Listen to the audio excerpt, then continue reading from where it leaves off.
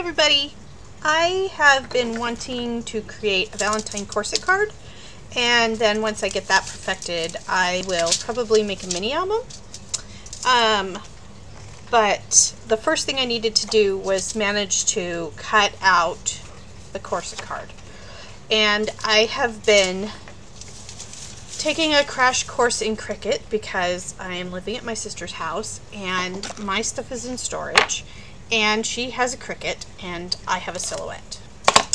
And that has given me a fair bit of stress. But I am coming to understand the Cricut and the Cricut craft room, and I signed her up for a subscription, and I have managed to figure out how to create a corset card. So I've got these pieces and I'm going to assemble them for you, and then I will try to upload my file that I used to cut this. There's actually two files. One file, I don't know how to do it so that it will work with layers so that it's all one file. So I created two files. I created one file that cuts the base and some paper lace and the Be My Valentine words. And then I created another file that cuts the paper that covers it all. So here's what I've got, and we'll see how it goes here. So I've got the base, and it's got little tabs so that the card will become a card. I wasn't able to figure out if I could actually physically cut the image in half. The only way I could cut it was by overlaying it with other shapes. That's what I learned. In the Silhouette software, I could have totally made this. I could have cut the shape and totally redesigned it, and I could have welded it together and it would have been one long continuous card that we just folded. That doesn't seem to be happening for me in Cricut. Maybe it's because I'm a newbie in Cricut, but I find the Cricut software to be really not very powerful. Even the craft room is not very powerful after having used the Silhouette software. But you know, that's the way it is, and I'm learning to live. So here's this, and I'm just going to go ahead and I'm going to take my I like to use wet glue, by the way, and for wet glue I use PVA adhesive. PVA is bookbinder's glue. It is fairly low moisture for a wet glue. It sticks really good. It's acid free and it's cheap. This bottle of glue, which is larger than quick dry adhesive, cost me $3. I don't know if you could find it for $3. I have a discount that I get because I'm a teacher at a local art supply place, but certainly not more than $5 for this bottle of glue, which is larger and has more in it than quick dry. And actually, I have found that quick dry dries so fast that sometimes it's dry before I even stick the image down, which is not good for me. This does dry pretty darn fast. It doesn't wrinkle the paper. As you can see, it's nice and flat. And there's enough working time that you don't get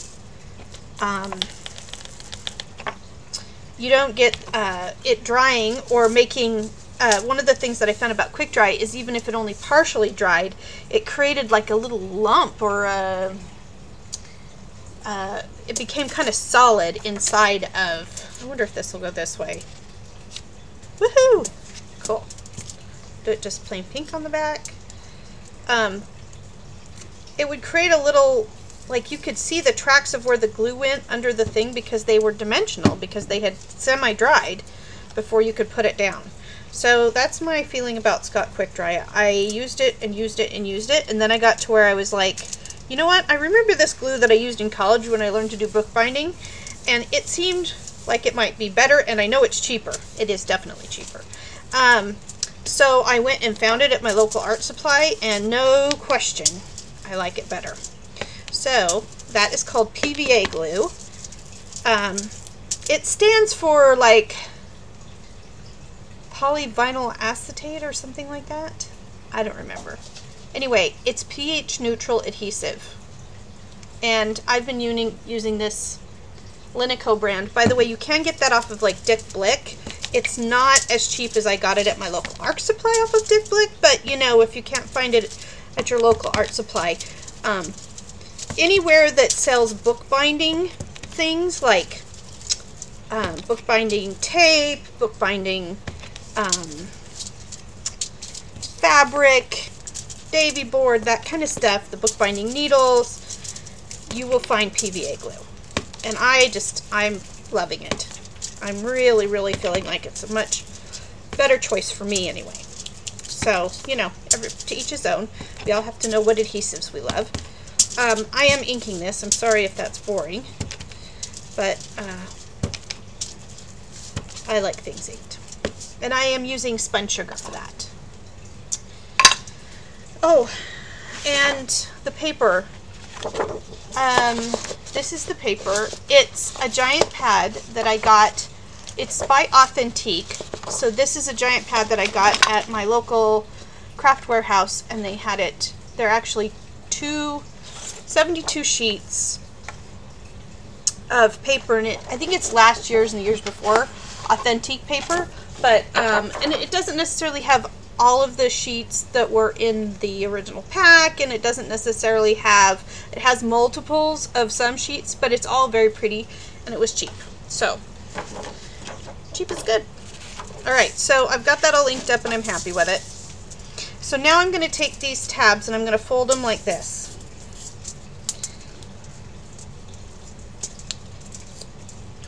And then I'm going to take my little, oh no, I wanted it this way because I wanted the dots inside. Sorry. And then I'm going to take my piece and I'm just going to line it up and put glue on the tab. Glue on the tab. Line it up here. Place it down. Line it up down here. Place it down. And then I'm going to cover that by taking this piece, another one of those, and my sheet, my cut sheet will cut 4 of these and 2 of the little backgrounds. So my cut sheet number 2. Cut sheet number 1 cuts the card base that gets hidden, and then some decorative elements to put on it. And then you just put this on here.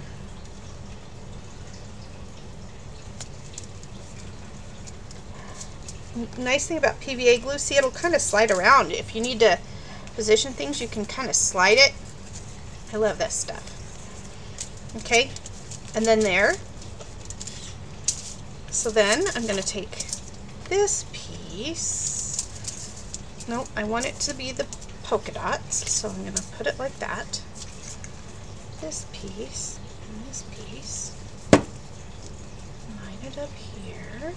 Ah, slippy, slippy. That's the great thing about PVA glue, though, actually, is that it'll slide around. So, and then I'm going to take and put my glue on the back side of this piece.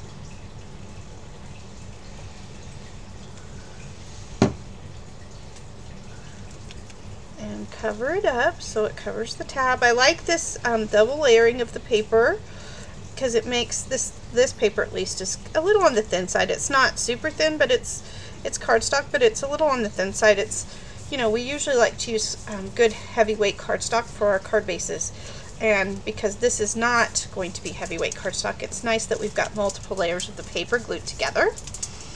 And there is the basic card. So then I am going to, I have these little elements here, and I'm going to go ahead and I'm going to glue those here, but I want to ink first. So, sort of boring for y'all, but I'm going to start inking. And the cool thing is, once you get it to this point, you could decorate it however you like it. You don't have to put these little paper lace things on here, and I've got a lot of room on the cutting surface. I'm on the white card base cutting surface, and you could make the card base black or brown or whatever. But I'm going to add some more things to it, I think. Most likely, in order to cut this, you'll have to either have the cartridges that these images go to, or you'll have to be a subscriber to the Cricut service, which, you know, as a Silhouette user, I find it kind of crazy that you're not actually buying the images, you're just renting them, but it is cheap, and I did get access to a lot of images right away. And in the long run, I'm going back to my Silhouette, so I'm okay just spending the $10 a month and having access to 27,000 images, and then when it's all over, I'm not going to be buying a Cricut. Was very content with my Silhouette, and will go back to using that one. So,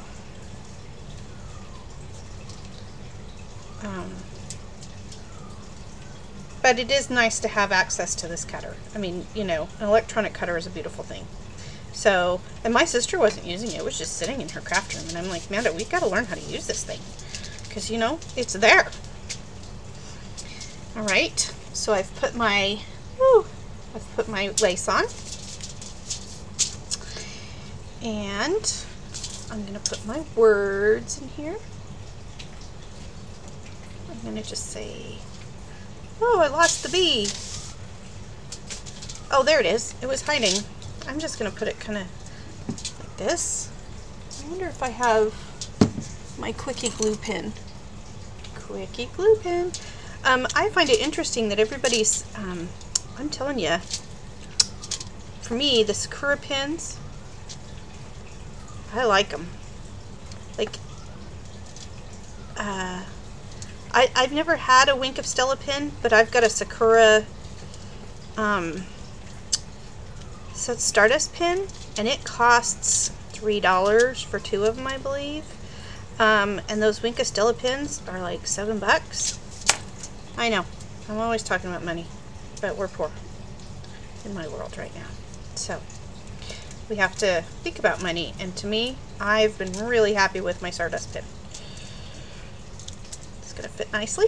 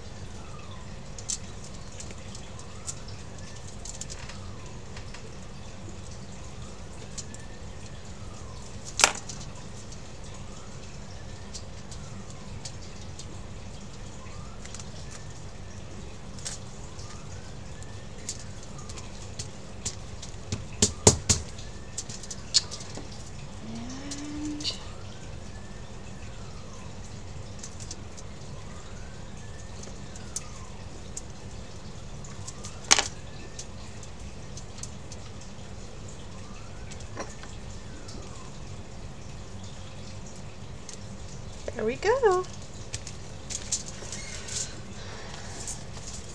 I've got Be My Valentine inside of there, and this is the front. So hopefully this, I like it. I did modify the corset a little bit so that it was more like a real woman, because the corset that was in the Cricut cartridge was not like me. So this woman has got a little more curve, a little less length, kind of like me, and because I'm only 5 foot tall, so I think she's beautiful. Anyway, this is my corset card, and I will try to put a link. I will try to figure out how to put the file, and give me a couple of days, but I'll try to put the file down there, and put it on my blog, so if you have a Cricut and you are a subscriber to the Cricut, you can just open this up and print your own corset card. Have a good night. Bye.